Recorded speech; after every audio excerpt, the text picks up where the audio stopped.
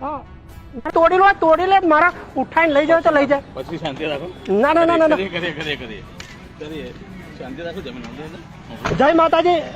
મારું નામ છે લાલજીભાઈ, માજી સરપંચ માછીલ. એ તો આપ સૌ મને ઓળખો જ છો મિત્રો.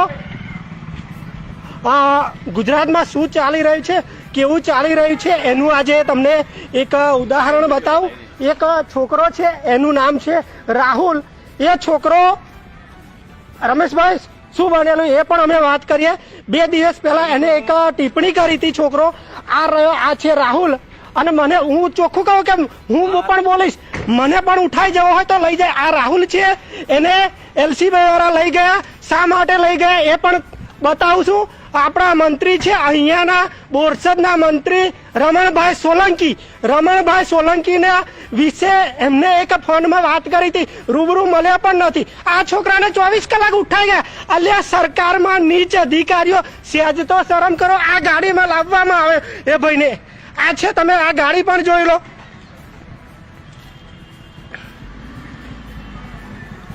એ છે રાહુલ. તમે બતાવો એ રાહુલ જોડે કેવો અન્યાય કરવામાં આવે છે. જય માતા, જય માતા. આપણે કોઈના વિતા નથી. ઉઠાઈ જવા તો ઉઠાઈ જાવ અમને પણ, બરાબર. છોકરાને ફક્ત વાત એટલી જ છે કે સરકાર સામે એને એક રજૂઆત કરી. છોકરો પોતે મંત્રીશ્રી જોડે જયો પણ નથી, છતાં એ છોકરાને મંત્રી દ્વારા એક ને ત્રણ વ્યક્તિને આવી રીતે કરવામાં, તેના સરપંચને પણ ગેરકાયદેસર રીતે પોલીસ સ્ટેશનમાં લઈ જવામાં આવે. શું આ છે ગુજરાત સરકારના નિયમ? આ છે ગુજરાત?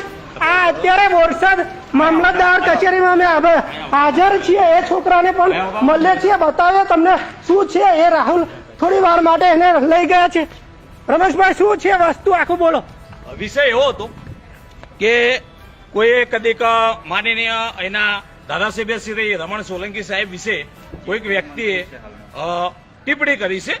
હવે કયા બાબત પર ટિપ્પણી કરી હોય એ નીચ મંત્રી કેવાય. ઉઠાઈને મને એક ને 17 વાર મને લઈ જાવ. સાંભળો. મંત્રી વિશેષ કઈક મુદ્દાએ થ્રુ ટિપ્પણી કરવામાં આવી છે અને ટિપ્પણીમાં કઈક છોકરાને 24 કલાક બેસાડી રાખ્યો. અરે શરમ આવી ગઈ અધિકારીઓને. 2 મિનિટ એલડીભાઈ સાંભળો વાત. ત્યારબાદ આ છોકરાએ મને ફોન કર્યો કે રમેશભાઈ, અમારા ગામમાં એક આવો બનાવ બન્યો છે અને આપણે એ છોકરાને છોડાવવા માટે જવાનું છે. આટલી વાત મારે સામેના વ્યક્તિ જોડે થઈ. આ જે રાહુલને લઈ ગયા છે એના વિશે.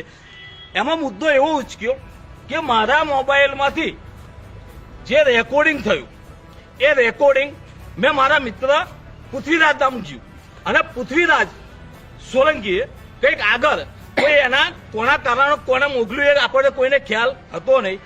એ રેકોર્ડિંગ એલસીબી માં નાખ્યું ધારાસભ્ય સાહેબે અને ત્યારબાદ એલસીબી આ છોકરાને ઉપાડી લેવામાં આવ્યો. એ રેકોર્ડિંગ હું લાઈવના માધ્યમથી બતાવો એ શું છે. બરાબર, લાઈવના માધ્યમથી સરકાર શું તાનાશાહ, આટલી મોટી સરકાર તાનાશાહી થઈ જાય છે. સામાન્ય માણસને શું નેતા વિશે કોઈ બોલી ના શકે?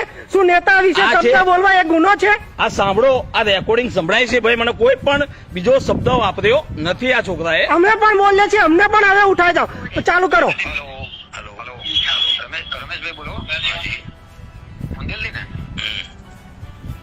હવે એક મેટર થઈ છે.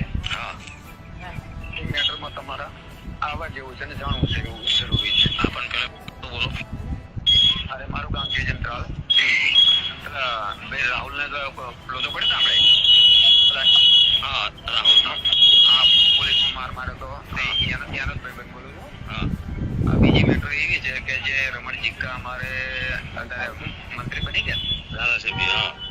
હા, એ મંત્રી બની ગયા એટલે એમના જ ઘરનો માણસ છે આ ભાઈ.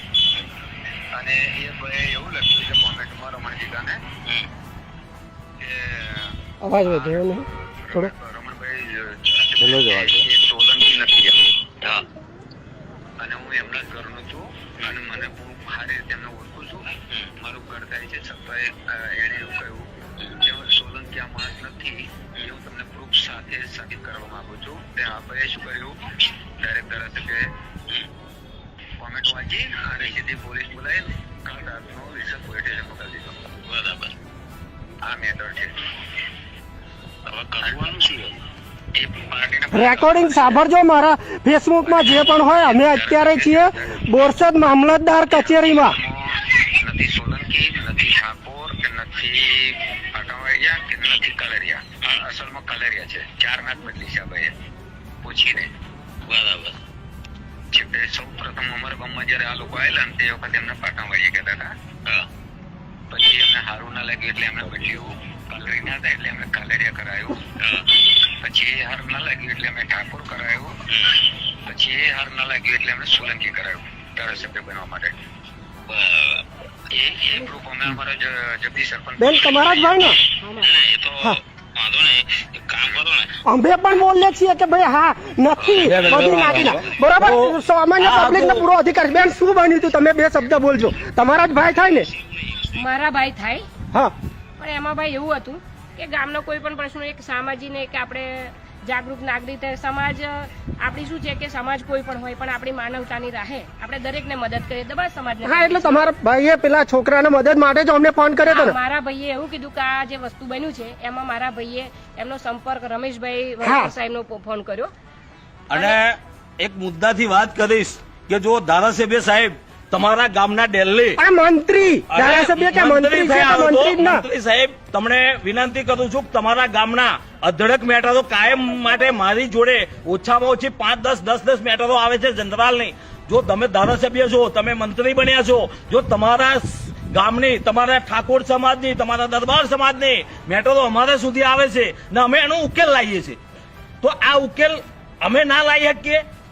જે વ્યક્તિ છે પીડાયેલો ને પીડાયેલો છે, તમારું આવું માનવું છે? અને શું આ જનતા ગુલામમાં છે?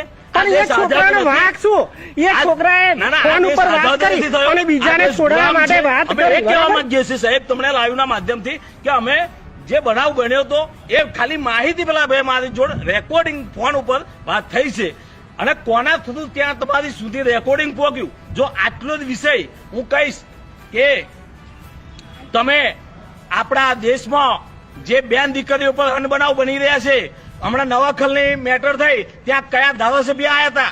ત્યાં 6 વર્ષની દીકરીને બળાત્કાર કરીને મારી નાખવામાં આવી.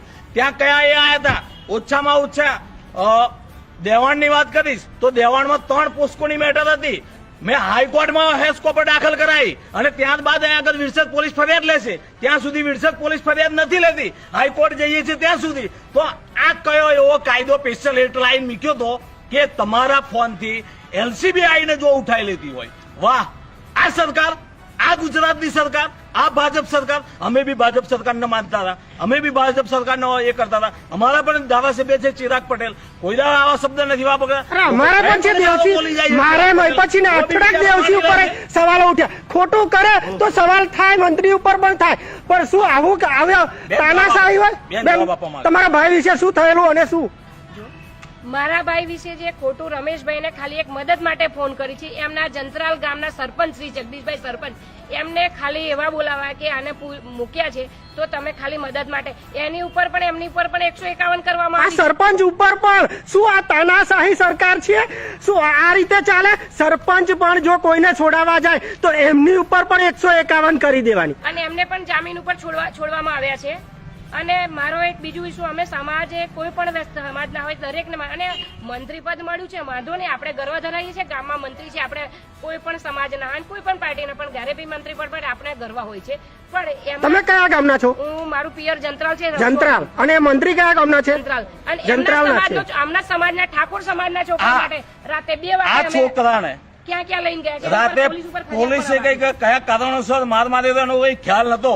દવાખાનામાં એની જોડે અડી ખમ્મે ઉભો છું. હું કોઈ સમાજવાદ નથી, કોઈ જાતિવાદ નથી, પણ હું ધરતી ઉપર જન્મ લઈને આવ્યો છું. એટલે હર મનુષ્ય મારો ભાઈ છે અને હું એના માટે લડું છું, કોઈ જાતિવાદ માટે શું આ લડું. સરકારે પોલીસને કઠપૂતળી બનાવી દીધી છે? પોલીસને જેમ ફાવે તેમ ઉપયોગ કરવાનો પોતાની સત્તા માટે. શું એ જ થઈ રહી છે? અને અહીંયા તો એ જ દેખાય છે, કારણ કે છેલ્લા 3 દિવસમાં 3 થી વધારે લોકોને કોઈ પણ કારણ વગર જેલમાં લાવી દીધા. ખુદ